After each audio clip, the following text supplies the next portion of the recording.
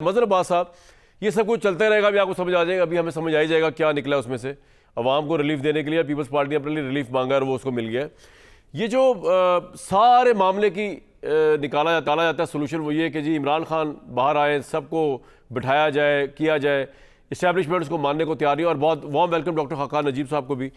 تو یہ سر کس حد تک آپ کے خیال میں، نواز شریف جب جیل میں تھے تب تو یہ پرسیپشن نہیں تھی، تو یہ پرسیپشن سچی ہے، ویسی بنائی گئی ہے، پی ٹی آئی کے ڈائی ہارڈ سپورٹرز کی طرف سے آتی ہے جو ہمارے تجزیے میں بھی شامل ہو جاتی ہے، کیا ہے؟ ذرا روشنی ڈالیں. اکانومی کا کیا تعلق عمران صاحب کی قید سے؟ جو نواز شریف دیکھیے، جو نواز شریف کی مثال دی جاتی ہے، نواز شریف صاحب 12 اکتوبر 1999 کو جو کچھ ہوا، جی بدقسمتی سے مسلم لیگ نون کی طرف سے وہ رد عمل سامنے ہی نہیں آیا اس ٹیک اوور کے خلاف.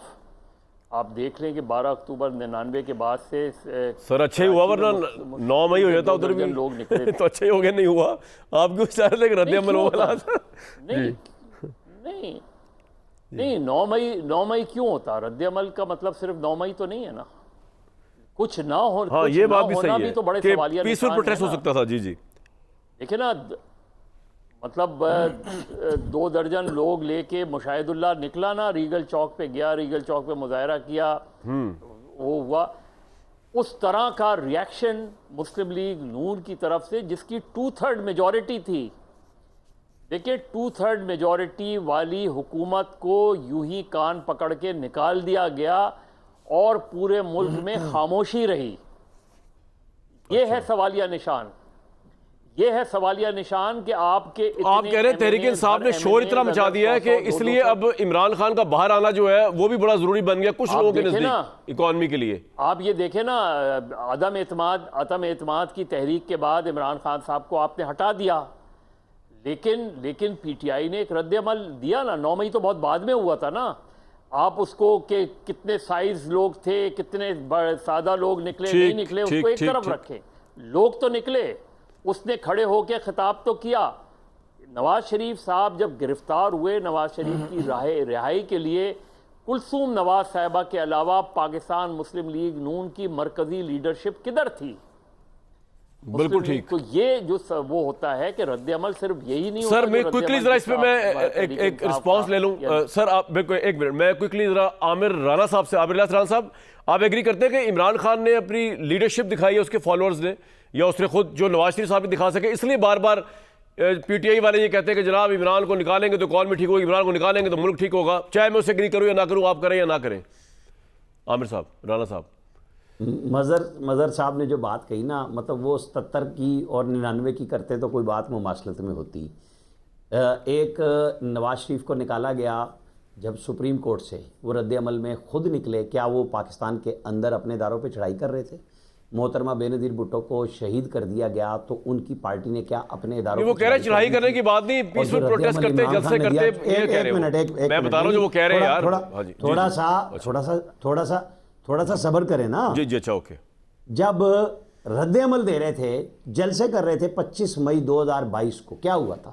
پشاور میں 3 گھنٹے 2.5 گھنٹے سوابی میں کھڑے رہے، کے پی میں، کہ لوگ آئیں گے اور ہزاروں میں آئیں گے اور ہم چڑھائی کریں گے. سپریم کورٹ معاونت کر رہی تھی، لے آؤ جلسہ کرو، ریڈ زون میں نہ آنا. کہاں گئے وہ لوگ؟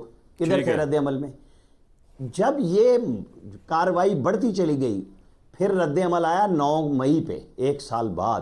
کیا ہوا؟ پاکستان کی فوج پہ چڑھ جاؤ، ایئر فورس پہ چڑھ جاؤ، آئی ایس آئی کے دفتروں پہ چڑھ جاؤ. کیا آپ اس کو جمہوری جدوجہد کہیں گے؟ میں تو نہیں سمجھتا کہ یہ مماثلتیں ہمیں ملانی چاہیے. ہمیں تو یہ بات کرنی چاہیے کہ 2 لیڈر وہ تھے جنہوں نے سب کچھ ہونے کے باوجود، اوکے سر آپ کا یہ پوائنٹ آ گیا، وہ آئی ایم ایف کے پاس نہیں چلے گئے. ٹھیک ہے سر، آئی ایم ایف تک ابھی نہ جائیں، جہاں تک پوائنٹ بات رہنے دینا، کنفیوژن نہ ہو. پوائنٹ عامر ضیاء صاحب جو بات کہی ہے، ہاں میں آپ جی آپ سوال پوچھے بغیر ہی بتا دیں کیا کہنا چاہ رہے ہیں آپ. جی سوال تو میرا تھا ویسے. جی عامر ضیاء صاحب. میں یہ کہنا چاہتا ہوں کہ دیکھیں، ایک تو جب 99 میں نواز شریف صاحب کو ہٹایا گیا تھا، خاموشی نہیں تھی بلکہ ایک سینس آف جوبیلیشن تھا. میں نے وہ وقت کور کیا تھا جب پی ٹی وی میں فوج گھسی تھی، لوگ جشن منا رہے تھے، مٹھائی بانٹ رہے تھے. بینظیر بھٹو صاحبہ تک نے اس کو ویلکم کیا تھا, نوابزادہ نصراللہ نے ویلکم کیا تھا, اور نون لیگ کی جو پوری مرکزی قیادت تھی ایک دم غائب ہو گئی تھی. تو وہ تو ایک مثال دہی مت, وہ that was a very popular, حالانکہ 2/3 میجورٹی تھی, لیکن کہتے ہیں نا کوئی انڈا نہیں کسی نے پھینکا, مطلب ہے کوئی پٹاخہ نہیں پھوٹا, غبارہ کسی نے نہیں پھوڑنے کی زحمت کی, وہ ایک بالکل الگ صورتحال تھی. اور کیس کی نوعیت بہت سنجیدہ تھی. آرمی چیف کا پلین کو آپ چاہ رہے ہیں کہ دشمن ملک میں لینڈ کر جائے, اب جو بھی آپ کہانی کہتے رہیں کہ جی وہ نہیں ہوئی, ہائی جیکنگ نہیں ہوا, لیکن اٹ واز اے بہت ہی بڑا ایک کرائسس تھا جس کو ایورٹ کیا گیا. اور پھر مطلب چوری چھپے کوشش کی گئی تھی کہ ایک آرمی چیف لگا دیا جائے, مطلب جو مطلب ایک سوالیہ نشان تھا. تو میں اس کی تو مماثلت کی بات ہی نہیں کرتا, وہ بالکل ڈفرینٹ چیز تھی. پھر ہمیں سمجھنا یہ چاہیے کہ دیکھیں, ایک جو لوگ کہتے ہیں نا کہ عمران خان کی رہائی کی بات نہیں ہو رہی ہے, بات یہ ہو رہی ہے کہ اس ملک میں ہم تسلیم کرتے ہیں کہ سیاسی خلفشار ہے, سیاسی محاذ-آرائی اور سیاسی تلخی ہے. جب تک آپ اس تلخی اور محاذ-آرائی کو ختم نہیں کریں گے, ہماری معیشت پٹری پہ نہیں آئے گی, کیونکہ جو چاہے وہ مقامی سرمایہ کار ہو, چاہے بین الاقوامی فورنر ہو, وہ جو ہے وہ کہتا ہے کہ ملک میں سیاسی استحکام ہوگا تو ہم آئیں گے. اچھا آپ دیکھیں یہ والی بات جو ہے نا, میں پوچھتا ہوں خاقان نجیب صاحب سے, ابھی رک جائے عامر ضیاء صاحب, رک جائے. عامر الیاس رانا صاحب وہ کہہ رہے ہیں انڈا نہیں پھینکا کسی نے, جب نواز شریف صاحب جی آپ کے پاس بھی آ رہا ہوں مدر صاحب. اچھا جمہوریت اور آئین کا چورن بیچ رہے ہیں سارے کے سارے, کیا ایک وزیر اعظم کا اختیار نہیں ہے کہ وہ آرمی چیف کو بدل دے؟ ایک جو عمران خان نہیں وہ کہہ رہے ہیں اس میں رد عمل نہیں آیا عوام کی طرف سے ان کے حق میں, یہ بات ہو رہی ہے آج تو بدلا نا بھائی, رد عمل کو چھوڑ دیں. ایک فوج کا کو ہے, عوامی رد عمل, سپریم کورٹ سے بندہ نکالا جا رہا ہے, ایک عدم اعتماد سے نکالا جا رہا ہے, بڑا فرق ہے. میں لینڈ کروا دے.